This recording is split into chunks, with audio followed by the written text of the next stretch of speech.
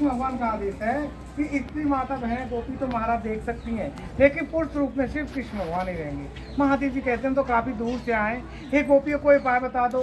एक उपाय तो है, अगर आप कर लो तो यहाँ पे यमुना नदी बह रही है, आप 3 डुबकी लगा के आना, यमुना महारानी आपको कुछ न कुछ तो देंगी।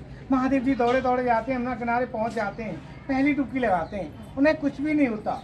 दूसरी डुबकी लगाते हैं तो कहते हैं कहीं ऐसा तो नहीं गोपियों ने इसलिए भेज दिया हो कि मैं यहाँ पे नहाता रहूँ, मेरा समय यही बीत जाए और वहाँ पे महाराज खत्म हो जाए।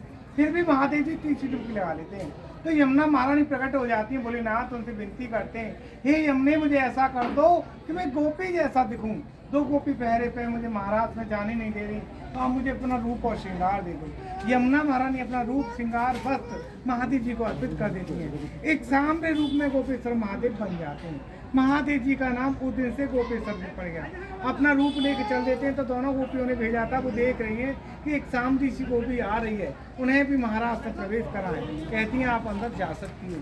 इस प्रकार महादेव महाराज में भी सम्मिलित हो गए। उधर कृष्ण भगवान देख रहे प्रभु वेश भी ले आए, गोपी भी बन गई, महाराज में भी सम्मिलित हो गए, महाराज का भी आनंद ले रहे हैं। तो उनका सम्मान हो किया जाए, अपने सिंहासन से खड़े होकर कहते हैं आओ गोपेश्वरी विराजी। जिस सिंहासन पर राधा कृष्ण विराजते थे उस दिन गोपेश्वर महादेव और कृष्ण भगवान विराजने लगे।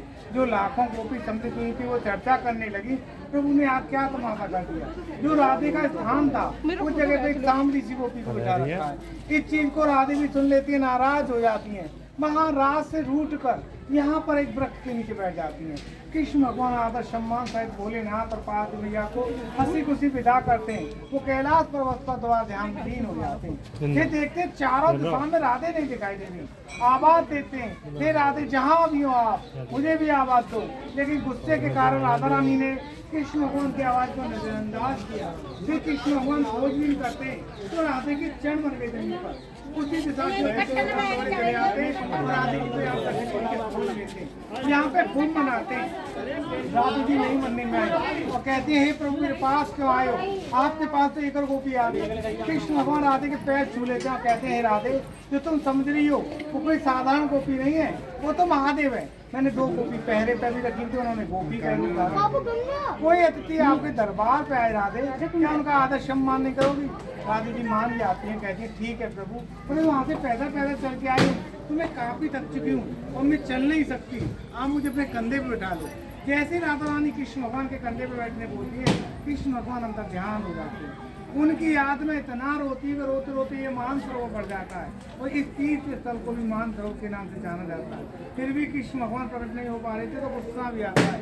गुस्से के कारण राधा रानी का रूप भी सामरा होने लग जाता है और धरती में समाने लग जाती है, मुख रह जाता है। कृष्ण भगवान प्रकट हो जाते हैं, हाथ जोड़ के विनती करते हैं हे राधे ऐसा मत करो, आपको तो संसार मुझसे याद नाम से पुकारेगा। राधे जी मान जाती है, कहती है ठीक है प्रभु, जहाँ पे आपकी बंसी बजती थी मैं आपके सामने उपस्थित हो जाती थी, अब मैं यहीं पर विराजमान होना चाहती हूँ तो आप मुझे बंसी दे जाओ।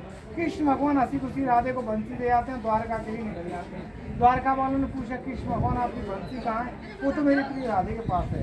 यानी 364 दिन बंसी का दर्शन इसी मंदिर में होता है। एक दिन सर्द पूर्णिमा के दिन बांके बिहारी में रात्रि समय बंसी का दर्शन होता है, उस दिन यहाँ नहीं होता है। बोलो राधा रानी की जय हो।